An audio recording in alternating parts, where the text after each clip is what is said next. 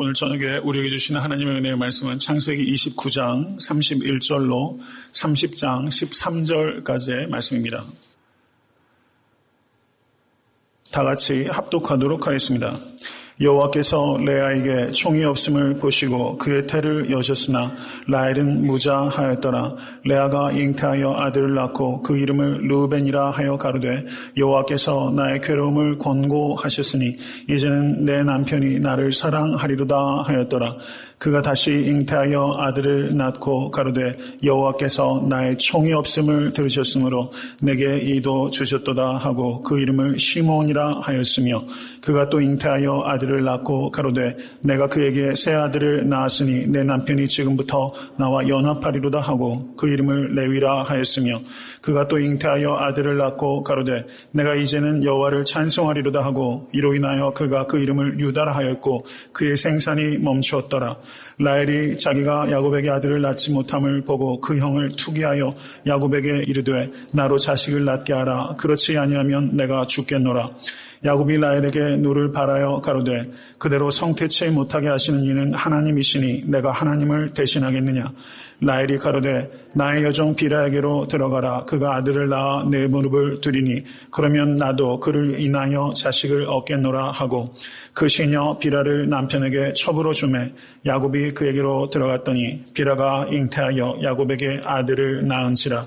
라헬이 가로되 하나님이 내 억울함을 푸시려고 내 소리를 들으사 내게 아들을 주셨다 하고 이로 인하여 그 이름을 단이라 하였으며 라헬의 시녀 비라가 다시 잉태하여 둘째 아들을 야곱에게 낳으매 라헬이 가로되 내가 형과 크게 경쟁하여 이겼다 하고 그 이름을 납달리라 하였더라. 레아가 자기의 생산이 멈춤을 보고 그 시녀 실바를 취하여 야곱에게 주어 첩을 삼게 하였더니 레아의 시녀 실바가 야곱에게 아들을 낳으매 레아가 가로되 복되도다 하고 그 이름을 가시라 하였으며 레아의 시녀 실바가 둘째 아들을 야곱에게 낳으매 레아가 가로되 기쁘도다 모든 딸들이 나를 기쁜 자라 하리로다 하고 그 이름을 아셀이라 하였더라. 아멘. 하나님의 말씀입니다. 창세기 29장 31절로 30장 24절까지의 그 내용은 야곱의 자식들이 출생한 이야기가 기록되어 있는 부분이라고 할 수 있습니다. 29장 31절에서 35절은 레아를 통해서 4명의 아들이 탄생한 사건을 기록하고 있습니다. 그리고 30장 1절부터 8절은 라헬의 여종 비라를 통해서 야곱에게 두 아들이 탄생되는 이야기가 기록되어 있고 30장 9절에서 13절까지는 레아의 여종 실바를 통해서 얻은 두 아들의 탄생이 기록되어 있습니다. 그리고 30장 14절에서 21절은 레아를 통해서 얻은 두 아들과 한 명의 딸의 탄생이 기록되어 있는 부분입니다. 그리고 30장 22절부터 24절은 라헬이 마침내 요셉을 낳은 내용이 기록되어 있는 부분이라고 볼 수 있습니다. 이렇게 해서 창세기 29장 31절부터 30장 24절까지는 도합 몇 명의 아들이죠? 11명의 아들과 한 명의 딸의 출생이 기록되어 있는 부분이라고 볼 수 있습니다. 29장 31절을 보시기 바랍니다. 여호와께서 레아에게 총이 없음을 보시고 라고 말하고 있습니다. 그의 태를 여셨으나 우리가 잘 쓰지 않는 말이잖아요. 총이 없다라고 말하고 있죠. 총이 없다. 이게 무슨 뜻이라고 생각하십니까? 여기에서 총이 없다라고 번역된 히브리 말이 샤나라는 단어가 사용되고 있어요. 샤나. 그런데 이 뜻이 우리 번역에는 총이 없다라고 잘 알지 못하는 말로 사실 번역이 되어 있어요. 그런데 이 뜻이 원래의 뜻은 증오하다 혹은 증오를 받다, to hate 혹은 to be hated 이런 뜻이 있는 겁니다. 증오하다 혹은 증오를 받다. 이 단어가 창세기 37장 4절을 보시면 그 형들이 아비가 형제들보다 그를 사랑함을 보고 그를 미워하여 그에게 언사가 불평하였더라. 여기에서 그 형들은 누구의 형들입니까? 그 요셉의 형들이 요셉을 미워한 거죠. 여기서 이 미워했다라고 했을 때 그 단어가 샤나라는 단어가 사용되어 있는 거예요. 그 오늘 본문에 총이 없다라고 하는 그 단어와 똑같은 단어가 사용되어 있다는 뜻입니다. 그러니까 지금 야곱이 레아를 우리 번역에는 총이 없다라고 번역하고 있고 또 다른 한국말 번역에는 사랑하지 않았다라고 번역하고 있어요. NIV 번역을 가지고 계신 분들도 한번 보십시오. 거기에 그렇게 번역되어 있습니다. When the Lord saw that Leah was not loved 라고 번역했어요. 사랑받지 못했다. 그런데 실제 성경 원어의 뜻은 그것보다 훨씬 강력한 의미가 있는 거예요. 그래서 RSV 번역, ESV 번역 이런 등등의 번역을 보면 When the Lord saw that Leah was hated 라고 번역하고 있습니다. 그러니까 지금 야곱이 레아를 그저 사랑하지 않은 정도가 아니라 야곱이 레아를 어떻게 했어요? 증오했어요. 레아를 증오했어요. 이것이 야곱이 레아를 바라보는 관점이었어요. 여러분, 자기가 사랑받기 원하는 남자로부터 증오를 받는다. 이게 얼마나 끔찍한 일인지 한번 우리가 생각해 볼 수 있어야만 되는 것입니다. 레아는 증오를 받았어요. 야곱은 속아서 결혼한 겁니다. 레아와. 그렇죠. 그래서 야곱은 이 레아를 자기의 아내로 받아들인 적이 없는 거예요. 몸은 비록 섞었을지라도 마음으로는 레아와 한 번도 섞인 적이 없는 것이 야곱입니다. 극도의 적대감을 가지고 라반에게 속았던 그 속은 그 느낌을 가지고 이 레아에게 이 야곱이 쏟아붓고 있는 거예요. 그런데 여기에서 얼마나 감사한지 몰라요. 31절 보십시오. 여호와께서 레아에게 총이 없음을 보시고 보신 분이 누구예요? 하나님이 보신다는 거예요. 여러분, 이 라반이 이 레아를 보고서 레아가 총이 없음을 라반이 봐야 되는데 라반은 무관심해요. 그리고 자기 딸이 증오를 당하든 말든 이 라반은 관심이 없어요. 땅의 아버지는 무관심한데 하늘의 아버지는 이 레아에게 관심을 가지시고 레아가 총이 없음을 보시는 하나님이심을 감사하실 수 있게 간절히 축원합니다. 정말 우리가 믿고 의지할 분은 결국은 누구밖에 없어요? 하나님 아버지, 하늘의 아버지 한 분밖에 없어요. 믿으십니까? 결국은 사람은 사랑의 대상이지 믿음의 대상이 아닙니다. 우리가 믿을 수 있는 분은 오직 한 분, 하늘의 하나님 한 분이에요. 이것을 우리가 깊이 생각할 수 있게 되길 바랍니다. 레아가 하나님께서 그의 태를 열어주셔서 아들을 낳았는데 그 아들의 이름이 무엇입니까? 루벤입니다. 루벤이라는 이름의 뜻은 보라 아들이라 이 뜻이에요. 제가 이 느낌이 뭔지 알겠어요. 보라 아들이라 루벤이라고 이름을 줬어요. 그런데 여기에서 참 희한한 것은 루벤이라는 이름을 줬는데 그 이름을 누가 짓습니까? 야곱이 짓습니까? 레아가 짓습니까? 레아가 졌어요. 레아가 낳은 자식들을 다 레아가 이름 졌어요. 야곱이 이름을 짓지 않아요. 이것도 가만히 보면 이 야곱이 레아를 증오했다는 것이 우리가 여실히 드러난다. 이렇게 볼 수 있는 것입니다. 그런데 이 레아가 뭐라고 말합니까? 여호와께서 나의 괴로움을 권고하셨으니 이 말은 맞아요? 틀려요? 맞죠? 여호와께서 레아의 괴로움을 권고하셨습니다. 그리고 그 뒤에 보십시오. 이제는 내 남편이 나를 사랑하리로다. 이 말은 맞았어요? 틀렸어요? 이 말은 틀렸어요. 반은 맞았고 반은 틀렸어요. 저는 이 말씀을 묵상하면서 우리가 정말 이렇구나 이런 생각이 들더라고요. 우리가 많이 맞아봐야 반 정도 맞는 것 같아요. 여러분은 어느 정도 맞으시는 것 같으세요? 여태까지 인생 살면서 여러분 내가 확신하는 일들이 가만히 보면 그렇지 않은 경우가 너무 많더라고요. 반 정도 맞는 것 같아요. 여호와께서 나의 괴로움을 권고하셨으니까지만 맞아요. 이제는 내 남편이 나를 사랑하리로다. 그렇지 않았습니다. 마지막에 6번째 아들을 낳을 때까지 그 뒤에 보시면 30장 20절을 보시면 거기에 레아가 이렇게 말합니다. 30장 20절 한번 보세요.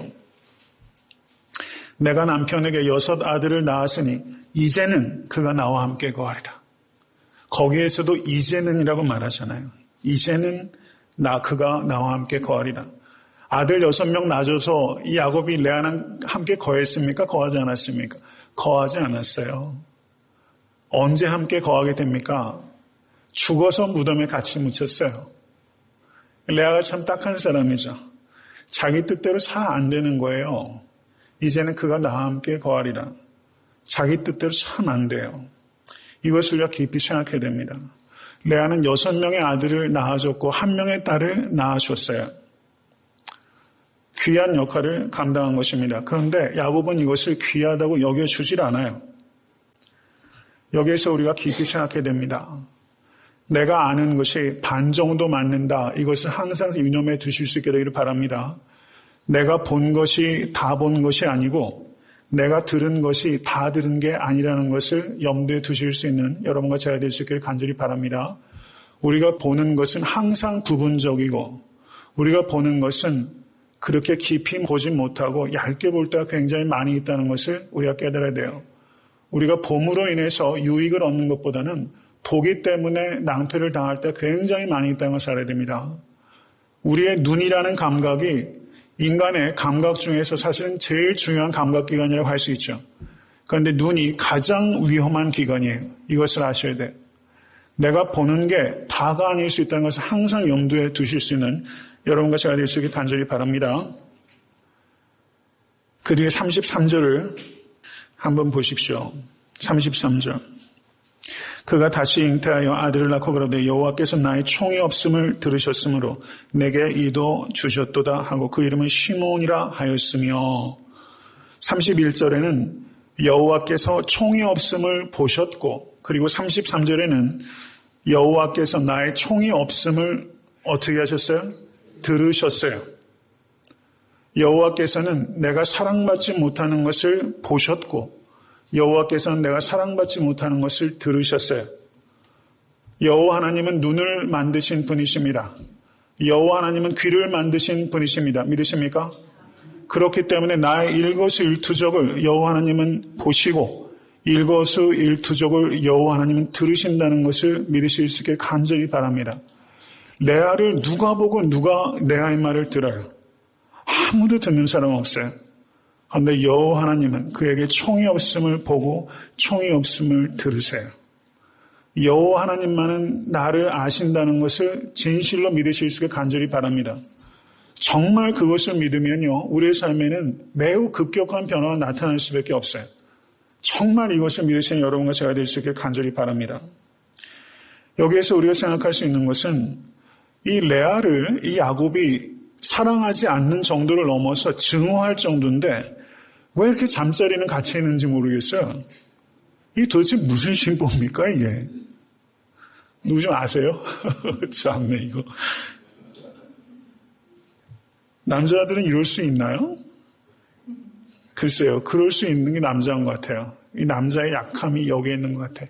사랑도 안 하고 증오하면서도 육체가 너무 약해서 거의 잠자리는 하고 반대로 레아라는 여자 입장에서 보면 말이죠. 사랑이 하나도 없는 것을 알면서 자기가 몸을 섞는 남자를 보면서 이 레아의 마음은 이 정말 이게 지옥이죠. 야곱은 레아에게 씨는 줬지만 사랑은 안 주는 남자였어요. 어떤 의미에서는 모르겠습니다. 증오했기 때문에 더 이랬을 수도 있을까? 이런 생각도 좀 해봐요. 너무나 비참한 여인이 이 레아라는 생각이 듭니다. 그런데 오늘 본문을 보시면 29장 35절 한번 보십시오. 유다를 낳고 그의 생산이 멈추었더라 이렇게 말하고 있는데요. 여기에서는 그 자녀를 잉태할 수 있는 그런 기능이 멈췄다는 뜻보다는 유다까지 낳은 다음에 야곱이 더 이상 그 레아에게로 들어가지 않았던 것으로 보입니다.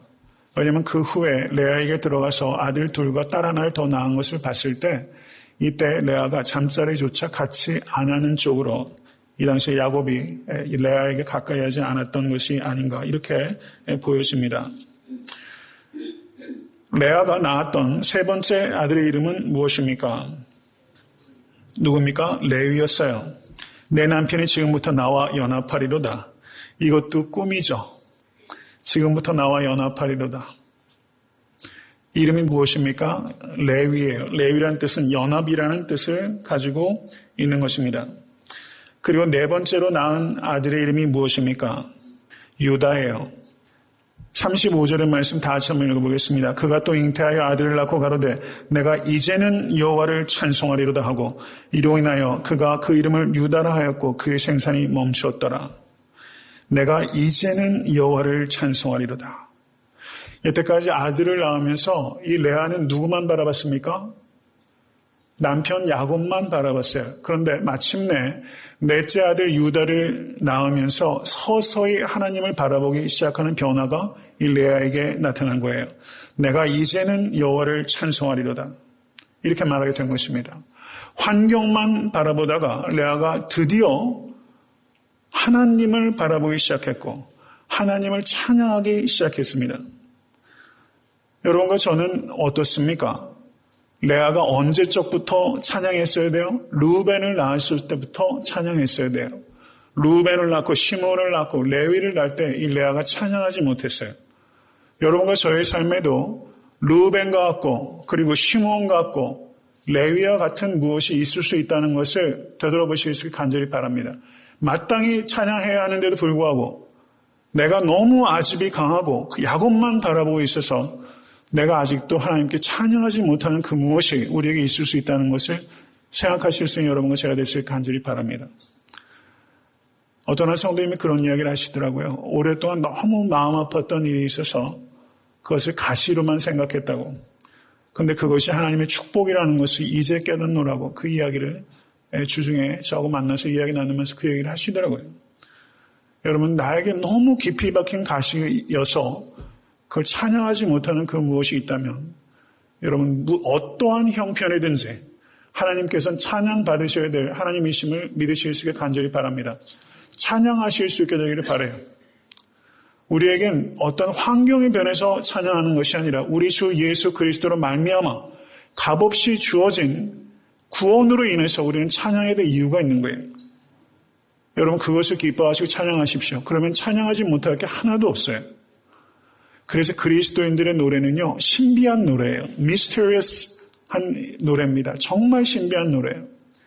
세상에서 들을 수 없는 노래가 그리스도인의 노래입니다. 빌립보 감옥에서 사도 바울이 노래했던 그 노래. 신비한 노래. 여러분 제가 설교하면서 그때 그런 말씀 드렸어요. 만약에 우리가 빌립보 감옥 그 깊고 어두운 곳에 우리가 갇혀있다고 만약에 거기 죄수들이라면 생각해 보세요. 어디선가 하나님을 찬양하는 소리가 내 귀에 들려온다면 생각해 보세요. 아무도 찬양하지 않았던 어두운 감옥에서 누구도 찬양할 수 있지만 아무도 찬양하지 않았던 그 감옥에서 사도 바울이 찬양을 했어요. 여러분 우리가 들을 수 있는 귀가 있으면 그 찬양이 바로 기적의 찬양이라는 것을 우리가 깨닫는 거예요. 정말 기적의 찬양 아닙니까? 신비한 노래입니다. 여러분 환경을 초월해서 노래할 수 있는 사람은 오직 그리스도인밖에 없어요. 이러한 노래를 들려줄 수 있는 곳은 오직 교회밖에 없습니다. 믿으십니까? 여러분께서 감옥에 갇혀있다 할지라도 그곳에서 찬양하시고 여러분 전혀 기쁨이 되지 않고 찬양이 되지 않는 이 루벤과 시몬과 레위에 대해서 하나님 찬양하겠습니다라고 결단하시고 의지를 가지고 찬양하세요. 의지를 가지고 찬양하시면 여러분 마음도 움직여지는 것이고 찬양하게 되면 승리하게 될 줄로 믿습니다. 여기에서 특별히 그 레아가 낳은 자녀들 중에서 셋째 아들이 레위고 넷째 아들이 누굽니까? 유다입니다. 레위는 누구의 조상입니까? 제사장들의 조상이에요. 레위 지파를 통해서 누가 나왔어요? 모세가 나왔고 아론이 나왔고 대제사장들이 나왔어요. 그리고 유다 지파를 통해서 누가 나옵니까? 다윗이 나오고 다윗의 자손 예수께서 나오셨어요. 다윗이 주라 부르는 The Son of David. 다윗이 주라 부르는 다윗보다 크신 예수께서 이 유다 지파에서 나온 겁니다. 할렐루야. 믿으십니까? 사기 결혼을 했고 남편으로부터 증오받아서 그냥 사랑도 없는 관계를 통해서 아들을 낳았는데 그 아들 중에서 모세가 나오고 아론이 나오고 다윗이 나오고 그리스도께서 나오신다는 것을 이 레아가 만약에 알 수 있었다면 한번 그런 가정을 한번 해보게 되더라고요. 이거를 레아가 알 수 있었다면 저가 어찌 찬양하지 않을 수 있었겠을까? 이런 생각이 들더라고요. 여러분, 내가 지금 당하고 있는 이 고통이, 내가 이해하지 못하는 이런 환경이 이게 엄청난 찬양의 주제가 될 수 있다는 것을 우리가 믿을 수 있게 간절히 바랍니다. 내가 믿음 안에서 그걸 견고하게 바라보고 여한 환경 속에서 찬양하게 되면요, 하나님께서 놀라운 일을 그 고난을 통해서 우리에게 행하실 것을 믿으실 수 있게 간절히 바랍니다. 그런 믿음을 가진 사람은 세상이 감당할 수가 없어요. 저는 정말 제가 좀 그런 믿음 좀 가졌으면 좋겠어요. 우리 사랑하는 성도들이 그런 믿음을 가질 수 있었으면 좋겠어요. 우리 애타한테 섬기는 교회에서 그런 믿음을 볼 수 있었으면 너무나 좋겠습니다. 30장 1절 보십시오. 라헬이 자기가 야곱에게 아들을 낳지 못함을 보고 그 영을 투기하여 야곱에게 이르되 나로 자식을 낳게 하라. 그렇지 아니하면 내가 죽겠노라. 이렇게 말했어요. 여자가 이렇게 말하면 남자가 막 정신이 없을 것 같아요. 여기에서 참 흥미로운 게 말이죠. 29장 32절을 보십시오. 여호와께서 나의 괴로움을 권고하셨으니 레아가 말했습니다. 30장 6절을 보십시오. 라헬이 가로되 하나님이 내 억울함을 푸시려고 내 소리를 들으사 언니는 괴롭다 그러고 동생은 억울하다 그러고 도대체 누가 괴로운 거고 누가 억울한 거예요? 이게 가만히 보면 우리가 이러고 있더라고요. 가만히 들어보면 다 괴롭대. 다 억울하대요. 이게 누구의 문제예요 도대체가? 우리가 이러고 살고 있잖아요. 가만히 보면 다 괴로운 사람이고 다 상처받았고 다 억울하고 저도 이런 소리 많이 하면서 살았어요. 이게 왜 이렇게 되는 것인가? 내가 괴롭다, 내가 억울하다 이렇게 말하는데 우리가 생각을 좀 바꿔서 나 때문에 괴로운 사람이 있고 나 때문에 억울한 사람이 있을 수 있다는 쪽으로 우리가 생각을 바꿔야 돼요.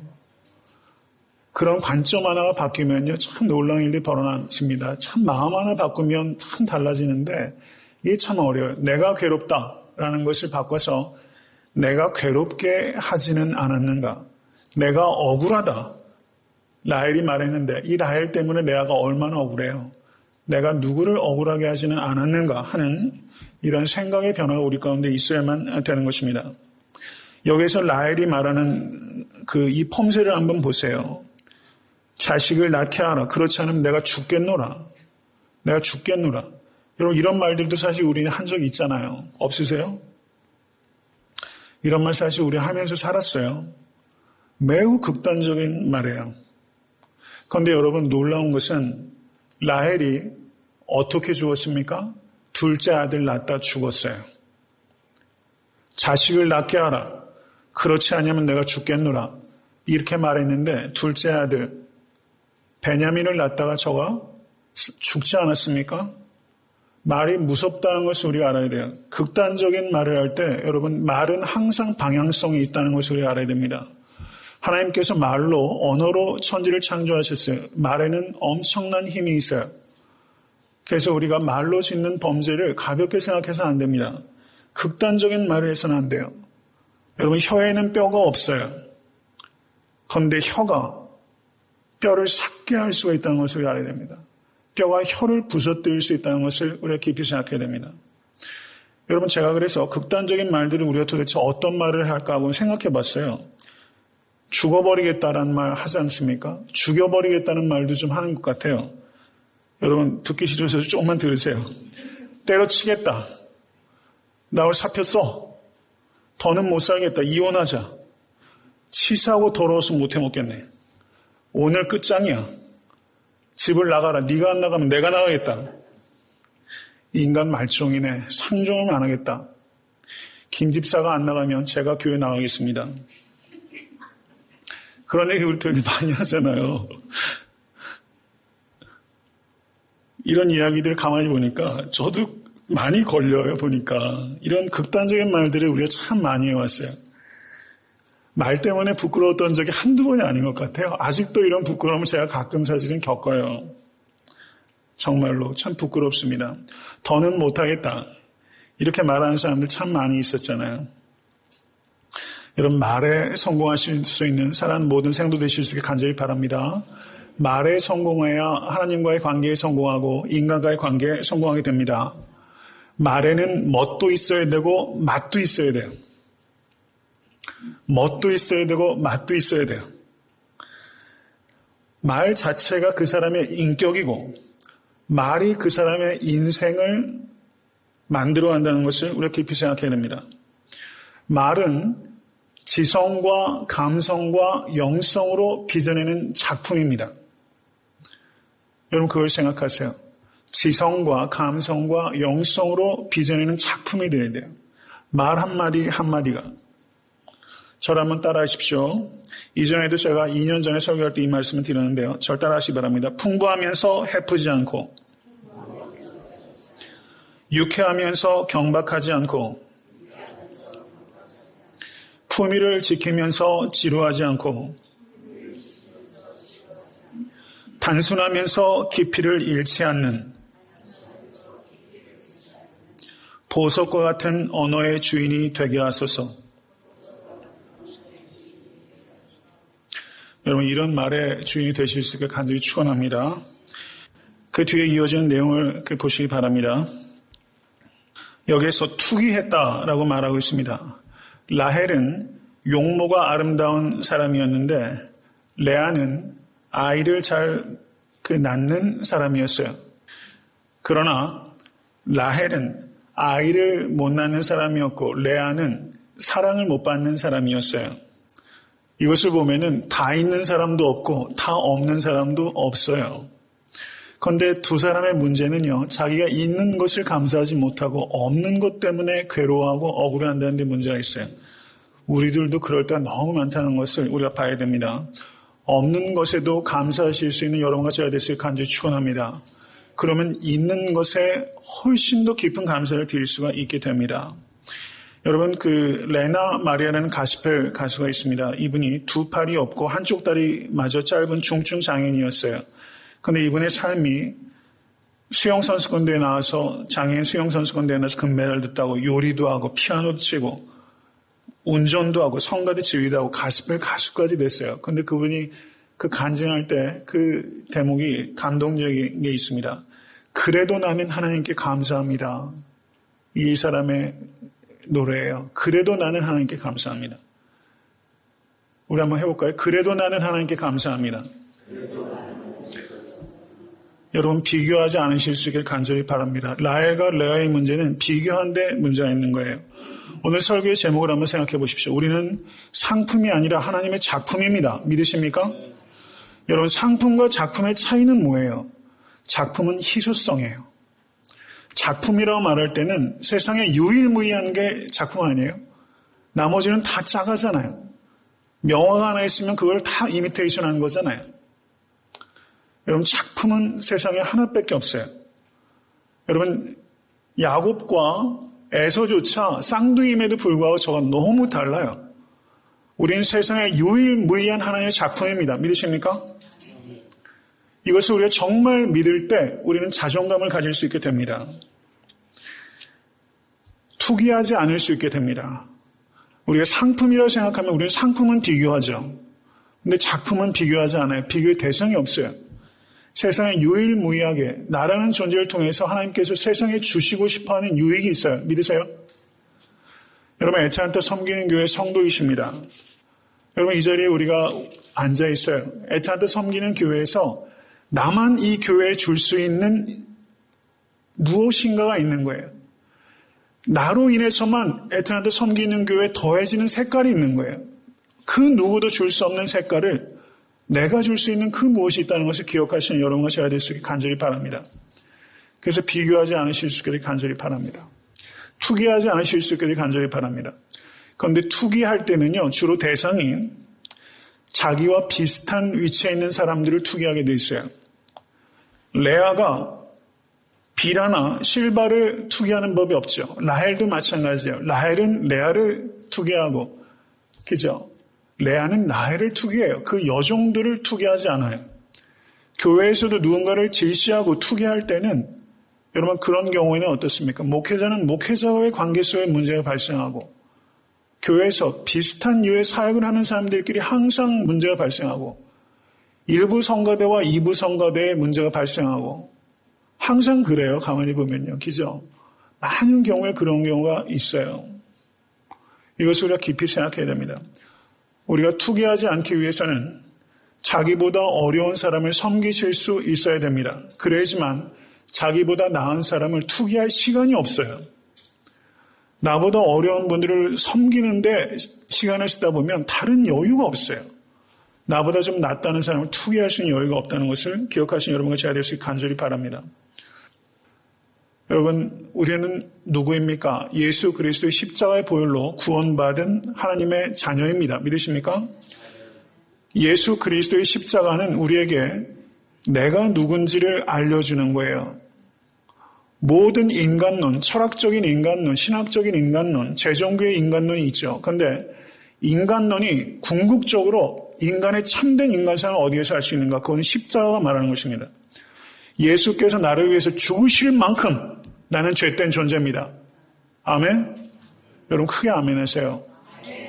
내가 죄인이라는 것을 정말 깨달아야 예수께서 나를 위해서 하신 것이 얼마나 중요하고 값진 것인지 알 수 있어요. 내가 정말 죄인이라는 것을 깨달아야 합니다. 나는 죄된 존재예요. 예수께서 죽으실 만큼 나는 죄된 존재입니다. 그런데 예수께서 죽으실 만큼 나는 귀한 존재예요. 믿으십니까?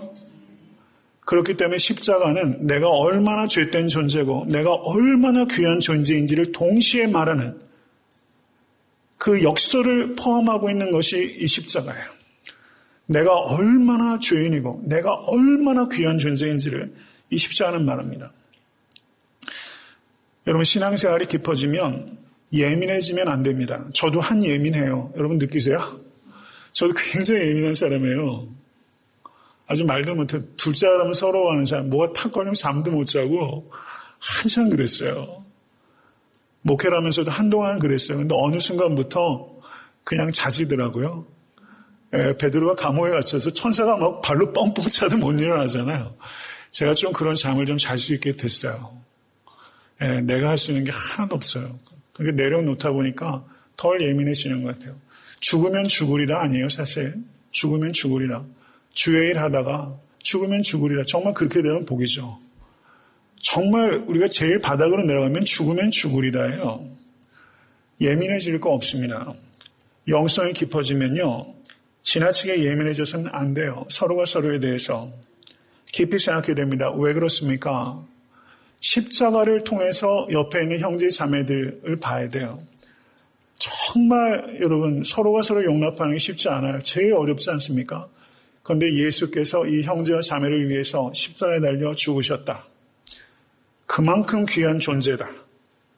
예수께서 귀히 여기는 존재다라고 생각하면 우리가 원수를 사랑하고 핍박하는 자를 위해서 기도하는 게 가능해요. 십자가를 통하지 않으면 그거 불가능해요. 그렇게 하고 싶지도 않아요. 근데 십자가를 바라보면요. 원수도 사랑할 수 있고 핍박하는 자를 위해서 기도하는 길이 열릴 수 있다고 저는 믿습니다. 우리에게 정말 중요한 건 어차피 나에게 잘못하는 사람은 항상 있어요. 반드시 있습니다. 그리고 꽤 많이 있을 수도 있어요. 교회 내에서도 어차피 나한테 잘못하는 사람이 있어요. 그런데 중요한 거는요. 하나님은 나에게 누가 잘못하고 있는가 그것에 내가 집중하기보다 하나님께서 나에게 어디에 집중하기를 원하시는가 나에게 하는 잘못에 내가 어떻게 반응할 것인가 이것에 하나님은 관심을 가지고 계신 거예요. 믿으십니까? 나에게 누군가가 해악을 끼치고 욕을 할 수도 있고 허위적인 사실을 유포할 수도 있어요. 세상에서 있는 일들이 교회 내에 사실 많이 있을 수 있다는 것을 감안해야 됩니다. 더 할 수도 있어요. 근데 중요한 거는요. 영적으로 깨어있다는 것은 그러한 잘못에 내가 어떻게 반응할 것인가 하는 문제라는 것을 항상 기억하십시오. 그게 작품이에요. 저는 그런 작품을 여러분과 제가 만들어갈 수 있길 간절히 바랍니다. 그런 것들을 잘 통과하고 이겼어서 우리가 성숙해지고 그리스도의 향기를 갖게 되고 그리스도의 상처를 갖게 되고 여러분 그게 그리스도의 상처잖아요. 사랑의 상처, 용서의 상처. 하나님을 본받는 자가 되라 라고 에베소서에 말씀하면서 하나님을 본받는 것을 두 가지로 말합니다. Imitators of God. 하나님을 imitate 해야 되는데 그 imitate 하는 게 두 가지예요. 용서를 imitate 하라는 것과 사랑을 imitate 하라는 거예요. 용서를 imitate 하고 사랑을 imitate 해요. 그거를 하려면 상처가 반드시 나요. 꽤 큰 상처가 날 겁니다. 신앙생활 하시면서도. 다른 성도들 때문에. 그럴 수 있어요. 목회자 때문에 받는 상처들도 많이 있었잖아요. 여러분, 작품을 만들어 가실 수 있게 주님을 간절히 축원합니다. 라헬은 비라를 통해서 아들들을 얻었습니다. 그 아들들의 이름이 단이었고 납달리였어요. 그랬더니 그 뒤에 이어지는 내용이 30장 9절에서 13절을 보시면 이제 레아가 가만히 있질 않잖아요. 또 자기의 요정을 야곱에게 드리잖아요. 그래서 얻은 아들이 갓과 아셀이었습니다. 말씀을 맺습니다. 그 야곱이 아들을 낳는 이 과정들을 보세요. 투기와 각축과 그리고 그런 음모 같은 것들이 여기 있지 않습니까? 인간이 얼마나 약하고 어리석고 자기중심적이고 사랑이라는 것도 얼마나 자기중심적인지를 한번 보세요. 그런데 하나님께서는 이러한 일들을 통해서 하나님의 계획을 이루어 가시는 것을 우리가 보게 되는 겁니다. 이렇게 엉망진창으로 아이들을 낳아놨는데 그 아들들 중에서 레위 지파가 나오고 유다 지파가 나오고 이스라엘의 12지파가 나온다는 게 너무 놀랍잖아요. 하나님께서는 우리의 약함과 어리석음을 통해서도 하나님께서 하나님의 뜻을 이루어 가신다는 것을 믿으실 수 있게 간절히 바랍니다. 이러니까 좀 마음이 놓이잖아요. 우리가 얼마나 실수가 많고 잘못을 많이 범하는지 몰라요. 다 망칠 것 같잖아요. 나 때문에 망칠까 봐 두려워할 때가 있잖아요. 우리가 얼마나 약한지 모릅니다. 그런데 하나님께서는 그것조차 사용하셔서 이스라엘의 12지파를 세우시고 유다 지파와 레위 지파와 그리스도께서 나오시는 지파를 세우셨어요. 오늘 아침에 제가 라디오를 들고 가는데 91.5 그 기독교 방송이잖아요. 거기에 아주 음성이 좋은 그 진행하시는 분이 그런 이야기를 하더라고요. 인상적이었어요. 거기 나온 다른 패널과 이야기를 하면서 그런 이야기를 하는 거예요. 우연이란, 여러분 제가 우연에 대해서 제가 설교한 적이 있죠. 우연이란 하나님의 providence, 섭리를 가리키는 세속적인 표현입니다. 이렇게 말하더라고요. 세상 사람들은 우연이라고 말하는데 그것이 신앙적인 관점에서는 하나님의 providence, 섭리. 오늘 본문의 이 아들들이 탄생하는 이런 일들이 사람들이 만들어낸, 계획도 없이 만들어낸 자식들이잖아요. 우연이잖아요. 그런데 이것은 우연이라고 말하는 것은 세속적인 사람들이 말하는 것이고 하나님을 신뢰하는 사람들은 이 우연이 God's providence, 하나님의 섭리라는 것을 믿는 것입니다. 믿으십니까? 이러한 믿음이 여러분과 저에게 임할 수 있게 되기를 주님으로 간절히 축원합니다.